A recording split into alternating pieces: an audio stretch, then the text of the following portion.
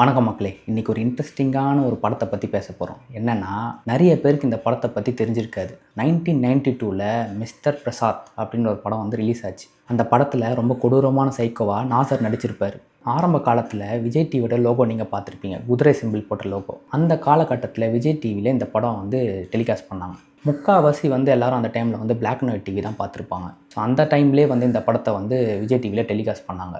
இந்த படத்தை பற்றின தகவல் வந்து பார்த்திங்கன்னா பெருசாக யாருக்குமே தெரியாது. இந்த படத்தோட போஸ்டர்ஸ், இந்த படத்தோட மேக்கிங் ஸ்டில்ஸ், இந்த படத்தோட ஸ்டில்ஸ் எதுவுமே வந்து இன்டர்நெட்டில் கிடையாது. 90s டைமில் பார்த்திங்கன்னா இந்த படத்தை வந்து வேண்டா வெறுப்பா என்னடா ஒரு படம் இது அப்படின்னு சொல்லிட்டு பார்த்த படம் தான் மிஸ்டர் பிரசாத்.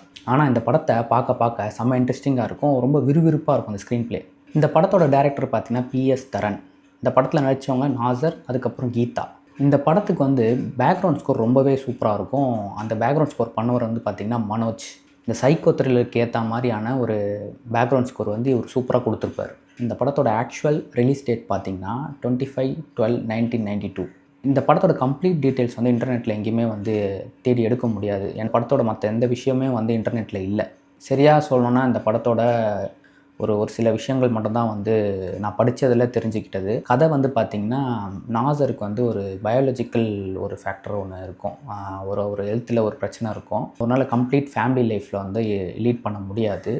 இந்த ஒரு விஷயத்தினாலே அவருக்கு வந்து பெண்கள் மேலே வந்து ஒரு வெறுப்பு ஸ்டார்ட் ஆக ஆரம்பிக்குது. அவர் சந்திக்கிற பல பெண்களை வந்து எதிர்பாராத விதத்தில் வந்து கொலை செய்கிறது தான் வந்து இவரோட வழக்கம். இவர் வெளியே வந்து ஒரு நார்மலான ஒரு ஆள் மாதிரி தான் காட்டிப்பார். அதாவது சைக்கோ த்ரில்லர் படம்லாம் பார்த்துருப்பீங்களே, அவன் சைக்கோன்றதே வந்து அவன்கிட்ட மாட்டின பற்றி தான் தெரியும். அது வரைக்கும் தெரியாது. அவன் வந்து நார்மலாக வந்து சொசைட்டியில் நார்மலாக ஒரு ஆளாக வந்து சுற்றிட்டு இருப்பான். ஸோ ஒரு குறிப்பிட்ட ஆள் அவங்ககிட்ட வந்து விக்டிமாக வந்து மாட்டின பிறகு தான் வந்து இவன் சைக்கோனே தெரியும். ஒரு நல்ல ஹியூமன் பீயிங்ப்பா இவர் வந்து ரொம்ப நல்லவர்ப்பா அப்படின்ற மாதிரி ஒரு கேரக்டரில் தான் வந்து இந்த கதையில் வந்து அவர் கொடுத்துருப்பாங்க. இந்த படத்தில் வந்து ஹீரோயின் லீடாக வந்து கீதான்றவங்க நடிச்சிருப்பாங்க.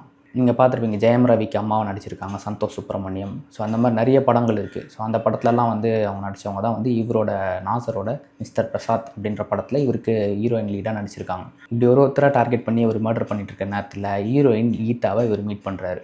அவங்களையும் வந்து மர்டர் பண்ணுறதுக்கு ஒரு ஸ்கெட்சை போடுறாரு.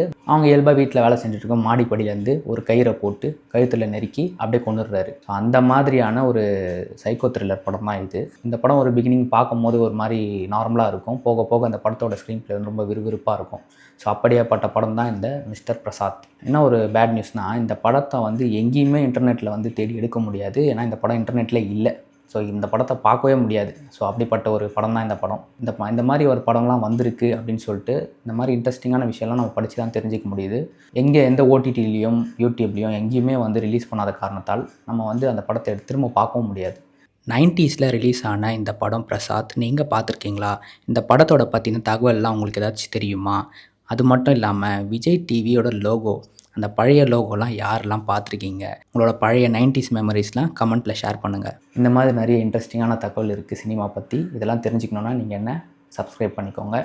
லைக் பண்ணுங்கள், கமெண்ட் பண்ணுங்கள், ஷேர் பண்ணுங்கள். பார்த்துறோம். டாட்டா. தேங்க்யூ.